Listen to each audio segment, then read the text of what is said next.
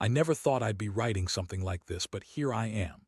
After 10 years with my wife, I feel like my entire world has been flipped upside down. We had a routine, a life that made sense, quiet weekends, dinners with the kids, the usual banter. I thought I knew her better than anyone. Turns out I didn't know anything at all. It started with small things. She'd be distracted, texting more than usual. Little smiles she'd hide behind her hand, hurried conversations I couldn't catch. I brushed it off at first, thinking maybe work stress or some friend's drama. But then I noticed her phone more often, slipping it into her purse the second I walked into the room like she was hiding something. One night I came home early from work. I wanted to surprise her, maybe cook dinner, see her smile. I caught her in the act just as I was walking through the door. She was on her phone, pressed against her chest, her face flushed. I saw her glance up and freeze. Her cheeks turned red, but she quickly shoved the phone into her pocket as if it was a weapon. "Hey, I didn't expect. You so early," she said, trying to sound casual, but her voice was strained. "Yeah, well, I thought I'd surprise you. Everything okay?" I asked, my stomach tightening. That little voice inside kept whispering, "Something's wrong." She nodded a little too quickly. "Yeah, just tired, long day." Her eyes darted away, avoiding mine. My gut told me to push, but I held back. I wanted to trust her, but my instincts screamed otherwise. Over the next few days, I kept noticing odd things. Her phone seemed glued to her hand, the way she'd hide it when I was near. She always had an excuse, just a work message. Someone from the gym, but I knew better. I felt the heat of suspicion crawling over me. I was trying to catch her in a lie, waiting for that one sign that would crack her facade. Then I found it, an email, hidden in her drafts folder. I was snooping, I admit it. I couldn't help it anymore. I saw messages from her to someone named Jake. Their conversations about secret meetings, fantasies, and plans to meet up in the city. My stomach dropped like I'd been punched in the gut. "Can't wait to see you tonight. It's been too long," one message read. Another one was more explicit, talking about how she's pregnant with his baby now, and how she hopes he's ready for the next chapter. I couldn't believe my eyes. My wife telling someone she's pregnant, her own words, about a guy half her age just a few feet from me, all the while pretending everything was fine. I stared at the screen, trembling. My head spun. Was I really married to a woman who'd been lying to my face for months? I felt the world tilt. My hands clenched into fists. I had so many questions. How long? Was she serious about this? Did she even love me anymore? The worst part was that she'd called it just fantasy, like it was some game she was playing. But the messages, they were real. She was serious. That night I sat in the dark, replaying everything. Her scent still lingered around the house, floral, soft, familiar. But now it felt wrong. Like I'd been betrayed not just by her, but by the entire life I thought I knew. I could barely breathe. My palms felt sweaty, my heart pounding. I wanted to scream at her, to ask her how long she'd been lying, but I knew I had to play it cool. I needed a plan. I realized then that I couldn't just confront her and hope for the best. No, I needed to be smart. I needed proof, solid evidence of what she was really up to. The messages weren't enough. I needed to see her phone, her stuff. I had to find out exactly how far this went. The thought made my stomach churn. I felt the blood rush to my head, and I knew I wouldn't be sleeping tonight. I looked around the house, the quiet, the shadows, and I made a decision. If she thought she could keep this secret forever, she was dead wrong. I'd find out everything. And once I did, I'd decide what to do next. Because no matter how long I'd loved her, I was about to take back control. And she wasn't going to like what was coming. Do you want to hear the next part? The next morning, I woke up with the weight of last night pressing down on me like a stone. My mind kept replaying those messages, her words about being pregnant, about us being over. I couldn't shake the feeling that I'd only scratched the surface. There was more to find, more to uncover if I was going to do this right. I started planning my move. First, I had to get her phone again. I knew she'd be cautious now, probably keeping it close. I waited until she left for work, then I slipped into her purse, my heart pounding. My fingers trembled as I fished out her phone, trying to keep my breathing steady. I managed to unlock it without too much trouble. I'd been careful about her passwords for years, but I'd never thought I'd be doing this. The phone was filled with her usual apps, but I focused on the messages. I scrolled through her texts with Jake, more than I'd seen the night before. There were pictures too, detailed messages about where they'd meet, her calling herself, ready for whatever comes next. She even admitted she was thinking about ending things with me, saying, "He's the real thing, not just a fantasy anymore." My stomach sank again, a sick feeling crawling through my chest. I felt like I was in a nightmare, like I'd lost my grip on reality. My palms turned clammy and I had to hold onto the counter to steady myself. How long had this been going on? How many lies had I lived through? I stared at her messages, trying to piece together the timeline. It was clear she'd been planning this for a while. That moment when she called it just a fantasy, that was just her trying to keep me from losing my mind. But I needed more proof. I kept digging, going through her photos and notes, trying to find something concrete. Then I found it, a recent ultrasound picture saved in her gallery, the date stamped just last week. My breath caught in my throat. She was serious about the pregnancy. This was no longer a game or a passing fling. This was real. The shock hit me harder than I expected. I was numb but furious. I clenched her phone tightly, feeling the rough edges dig into my palm. I had to get out of there, think. I couldn't just confront her now. I needed to prepare. I had to think about what I wanted to do next, how I was going to handle this new reality. I grabbed a pen and paper, jotting down everything I'd found. All the evidence, every lie, every secret. It was a start. Then I looked around her house, the place I'd called home for 10 years, and I realized how much I had to lose. My stomach twisted with anger and hurt. For all those years, I'd given her everything, my time, my love, my trust, and she'd been hiding this from me the entire time. The worst part was the sense of betrayal. I had to get out of this house before I lost my mind. I decided I'd confront her with everything I had. The messages, the ultrasound, the photos, but not yet. First, I needed a plan to make sure she couldn't manipulate or spin her way out of this. That afternoon, I kept my phone close, waiting for her to call or text. I knew she'd notice something was off. I wanted to hear her voice, to get her to admit the truth without me having to say a word. When I finally saw her call, I hesitated for a second before answering. Her voice came through calm, but I could hear the nervousness. "Hey, what's going on? Did you find something?" I took a deep breath, trying to keep my voice steady. "Yeah, I found your phone, your messages, the ultrasound picture, everything. I know what you've been doing." There was silence on the other end, then she sighed. "It's not what you think. I was just—" "Save it," I interrupted. "You lied to me for months, all those years. Do you even care about what this means about us?" Her voice cracked. "It's complicated. I didn't want to hurt you, but I was confused. I don't know what to do now." I clenched my fists so tight I thought my knuckles would burst. "You're pregnant with his kid and you call it confused? That's bullshit. You're done, you hear me? We're done. I want you out of my house tonight." Her breathing was ragged. "Please don't do anything stupid." "Oh, I'm not," I said, voice cold. "But I'm going to make sure you understand just how much you've screwed everything up." I hung up knowing I had to leave before I did something I'd regret. But I already knew what I was going to do next. This wasn't just about ending the marriage. It was about making her see that I wasn't going to be silenced or pushed around. I'd get my revenge in a way that hit her where it hurt, without crossing any line that make me the bad guy. I had a plan, and I was about to put it into motion. Do you want to hear the next part?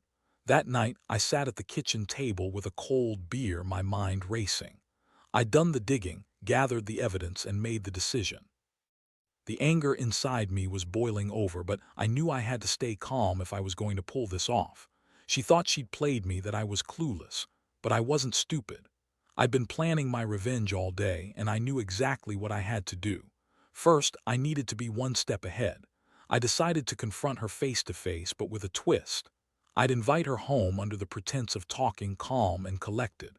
Then I'd reveal everything at once. It was time she saw I wasn't the naive fool she'd taken for granted. I wanted her to understand that I knew that I was in control now. I called her just before she was due home. "Hey," I said, trying to sound casual, "I've been thinking. I want us to sit down and have a serious talk tonight. No more secrets, just us, okay?" There was a pause. Then she whispered, "Sure. Yeah, okay. I'll be home soon." I hung up, feeling the adrenaline surge through me. I looked around the house, imagining her reaction when she saw I had all the cards now. I'd set the scene, certainly not an angry confrontation, but a calculated reveal. I wanted her to feel the sting of betrayal just as I had. When she arrived, she looked nervous, fidgeting with her purse. I could tell she knew I knew, but she didn't quite realize how much I'd gathered. I gestured for her to sit down. "We need to talk," I said, voice steady but firm. She sat across from me, eyes darting around. "What's this about?" "I found your messages, the ultrasound, everything," I said bluntly. Her face paled. "You've been lying to me for months, maybe longer. You told me it was just a fantasy, but I saw what you really think about him, and now I know about the baby." Her eyes welled with tears.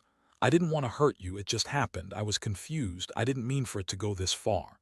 "Oh, really?" I said, leaning forward. "You wanted to keep me in the dark, or maybe you just didn't think I'd find out. Well, newsflash, you're not hiding this anymore." She looked like she was about to break, her hands trembling in her lap.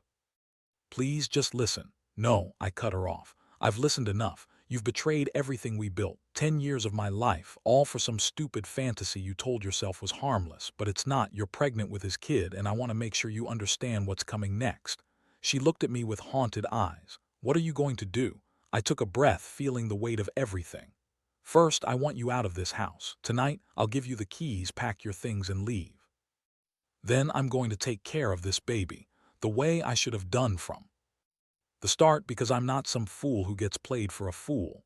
She shook her head, tears streaming down her face. "Please don't do this. We can fix it. We can." "No," I said sharply. "This isn't about fixing. It's about making sure you understand that I'm not going to let you destroy what little I have left of my dignity. You think you're just some victim. Well, I'm about to show you what happens when you betray someone you're supposed to love." I pushed back from the table, feeling the cold fury inside me. "Get your stuff now and don't come back." She started to cry harder, but I was already on my way to the door. As she packed her bags, I kept my eyes on her, waiting for the moment she'd realize she'd crossed a line that couldn't be uncrossed. This wasn't just about revenge anymore. It was about reclaiming what was mine. When she finally left, I stayed in the house alone for a while. Silence filled the rooms, heavy and suffocating. I looked around at the empty space, feeling a strange mixture of relief and emptiness. I'd taken the first step. It felt good, but I knew there was more to do. I had to make sure she knew exactly what she lost, what she was giving up. I called a lawyer that night. I wanted to start the divorce process immediately. My hands were steady as I told him what I knew, what I wanted. I had no intention of making this easy for her. I had to protect myself, my future, and, most importantly, my dignity. As I hung up, I looked out the window, watching the night settle over the house. My stomach was still tight, but I felt a strange sense of clarity. She had made her choice, and now I was going to make mine. The game was over, and I was about to reclaim my life. Would you like to hear the next part? The days that followed were a blur of legal meetings, phone calls, and endless thoughts swirling through my head. I felt like I was walking through a fog, but I also knew I had to stay sharp. The house was eerily quiet without her, every corner feeling hollow. I kept reminding myself that I'd done what I had to, cutting her loose, ending a decade of what I thought was love. Still, it left a gnawing ache deep inside, like I'd lost a part of myself I'd never get back. I made sure to document everything, the messages, the ultrasound, the receipts from her recent purchases. I wanted a clear record. I wasn't planning to go easy, not on her or myself. I wanted to be prepared. The court, the lawyers, it all felt like a necessary step to cut the tie completely. One afternoon, I found myself sitting on the porch, feeling the sun burn through my shirt. My hands were sweaty, clutching a cold beer, trying to drown out the chaos in my mind. That's when the doorbell rang. I knew who it was before I even looked her. She looked worse than I remembered, her face swollen from crying, eyes red and tired. She hesitated on the porch, then stepped inside, voice trembling. "Can we talk?" I didn't bother to hide my hostility. "What's left to say?" She looked down, hands wringing her coat. "I just want to say I'm sorry. I never meant to hurt you. I was stupid, confused. I thought I was doing what I wanted, but I see. Now I was wrong." I crossed my arms. "Sorry doesn't fix 10 years of lies. Sorry doesn't undo what you did in that damn phone. Sorry doesn't change the fact that you're carrying someone else's kid." Her eyes flickered with guilt, but I wasn't going to let her manipulate me anymore. You think I care about your apologies? I've got a lawyer and I'm filing for divorce. That's what I care about." She stepped closer, voice pleading. "Please, don't do this. I know I screwed up, but I need you to understand." "No," I said sharply. "You lost that right the day you decided to cheat on me. You're not a victim here. You made your choice, and now I'm going to make sure you pay for it." Her face crumpled. "You're angry, I get it, but I still love you. I want us to figure this out. We can." "Love," I interrupted. "You want to talk about love? You broke my trust, tore our family apart, and now you expect me to just forgive." "Sorry, that's not how it works. You've made your bed, I'm done." I turned away, feeling my throat tighten. Every ounce of calm I had was slipping. I wanted to scream at her, but instead I looked her dead in the eyes. "Go, take your things, and don't come back. I want nothing to do with you anymore." She hesitated for a moment, then nodded slowly. "Fine, I'll leave, but no buts," I snapped. "Just go." She walked out the door, shoulders slumped, and I closed it behind her. I felt a strange mix of relief and devastation. The house still echoed with memories, but I knew I'd taken back my control. I'd put an end to her lies, her betrayal, but I also knew I had to brace myself for what was coming next. The next few weeks dragged on. The divorce papers were filed, and I threw myself into work and rebuilding my life. I had moments where I wondered if I'd done the right thing. But then I remembered her words, the ultrasound, the messages. There was no turning back. I had to focus on moving forward. One day I received a package at my lawyer's office. It was from her. Inside was a letter and a small box. I hesitated before opening it. The letter was remorseful, almost pleading, asking for one last chance. I didn't read it fully, I just glanced at the box. Inside was a small engraved necklace, something I'd given her on our wedding day. It hit me hard. She was still holding onto the past, still trying to manipulate. That was the last straw. I knew I had to make a clean break, cut all ties. So I took the necklace, put it in a drawer, and made a firm decision. I called my lawyer and told him I wanted to expedite the process, to get everything finalized as soon as possible. I was done with her games. I was done with the pain. I wanted clarity and peace. As I sat alone in my quiet house, I felt a strange sense of finality.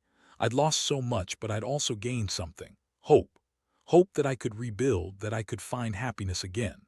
I realized that revenge hadn't been about hurting her. It was about reclaiming myself, taking control of what was left of my dignity. When I finally handed in the signed papers, I knew I'd stepped into a new chapter, one not defined by betrayal but by strength. I walked out of the lawyer's office with a sense of closure I'd never had before. My takeaway: sometimes the only way forward is to cut the poison out completely, even if it hurts at first. The days after the divorce were the hardest I've ever faced, but also the most clarifying. Every morning I woke up with that deep ache inside, loss, betrayal, anger, but I also felt a strange sense of liberation. I'd finally cut the cord. No more lies, no more secrets. Still, the house was empty, the silence deafening. It wasn't just the physical emptiness either. It was the silence of someone I trusted, of 10 years of my life evaporating in a flash. I started to focus on myself, trying to rebuild piece by piece. I threw myself into work, went to the gym more often, and tried to keep my mind busy. But some nights I'd sit on the porch, staring at the stars, wondering what I'd missed, what I could have done differently. The worst part wasn't the betrayal itself. It was realizing how much I'd ignored the signs, how much I'd convinced myself I was lucky, when really I'd been blind. One evening I got a call from a guy I'd known for years, John. He was a friend, someone I'd always trusted. He'd heard about what happened and wanted to offer support. "You okay, man?" he asked, voice rough. "Honestly, no," I replied, rubbing my face, "but I'm managing, just trying to get through it." He hesitated. "Listen, I know this probably isn't what you want to hear, but I think you're better off without her. Whatever this kid's situation is, don't let it ruin you. You're a good guy and you deserve better." His words hit home. I'd spent so much time obsessing over her, over what she'd done, that I'd forgotten about myself. I owed it to me to stay strong, to focus on healing, not revenge. That night, I decided to take one final step to truly move on. I wanted to make sure she understood she'd lost everything: my trust, my respect, my love. I was going to do something that would leave no room for her to manipulate or spin her way out. I planned it carefully. I knew she'd try to contact me, maybe even come back, but I had to be prepared. So I made copies of all the evidence I'd gathered, the messages, the ultrasound, the photos, and printed out a detailed timeline of everything. I wanted her to see how thoroughly I'd uncovered her lies. Next, I drafted a letter just to make it clear. I kept it simple. You chose to betray everything we had. I hope you realize the harm you've caused. I don't want to hear from you anymore. I've moved on. This is goodbye. Then I went to the local court to file a restraining order. I wanted to make sure she couldn't come near me or the house. I handed over the evidence, told them my story, and left with a sense of finality. I knew she'd try to reach out, but I had to make sure she couldn't. That night I sat in my living room, exhausted but at peace. I'd done everything I could to protect myself and close that chapter. It was a long road, but I was finally reclaiming control. Looking back, I realized that all the pain, all the betrayal, was a wake-up call. It forced me to confront what I really valued and what I wouldn't tolerate. I learned that sometimes the only way to truly heal is to sever the toxic ties completely, to stand up, face the truth, and walk away. My advice to anyone in a similar situation: trust your instincts. Don't ignore the red flags, no matter how comfortable you think you are. And when the time comes, don't be afraid to cut ties cleanly, because sometimes that's the only way to find your way back to yourself. Would you like me to continue with the final part? The last few weeks have been a whirlwind of emotions and actions. I feel lighter now, like I've finally shed a heavy weight I didn't even realize I was carrying. The house is quiet, but it's a different kind of quiet, peaceful, almost like the calm after a storm. I handed over the keys to her apartment, packed up what little she left behind, and watched her drive away, never looking back. That moment, watching her leave, was strangely liberating. It was as if I finally took control of what had been spiraling out of my grasp for months. I knew she was going to face the consequences of her choices, and honestly, I didn't feel an ounce of regret. If anything, I felt relief that I'd finally stood up for myself. I took the latest evidence I had, her messages, ultrasound, and the timeline, and showed it to my lawyer. We filed for divorce on the grounds of infidelity and emotional betrayal. I refused to be one of those men who just accepted betrayal as part of life. I wanted to be the one in control, the one who decided when it was over. I also made a point to focus on my own healing. I started therapy not to dwell on the past, but to make sure I didn't carry this pain forever. It was hard, no doubt. There were nights I thought about what I lost, about the future I'd envisioned that was now gone. But I also found strength in the fact that I was still standing, still fighting for myself. One morning, I sat with a cup of coffee on my porch, looking out over the neighborhood. The air was crisp, and the silence was oddly comforting. I realized that I had come a long way, that I'd faced the worst and come out stronger. I finally understood that sometimes the only way to heal is to cut the poison out entirely. As I sip my coffee, I think about the lessons I've learned and what I want moving forward. Trust is earned and betrayal cuts deep, but life goes on. It's about rebuilding from the ashes, piece by piece, and not letting someone else's mistakes define who I am. There's one thing I know for sure now: I am finally free. Free from the lies, the betrayal, and the pain. Free to start over, to find happiness again on my own terms. Because in the end, no matter how broken things seem, you always have the power to choose your path. And I choose to move forward. Alone but stronger. Ready for whatever comes next.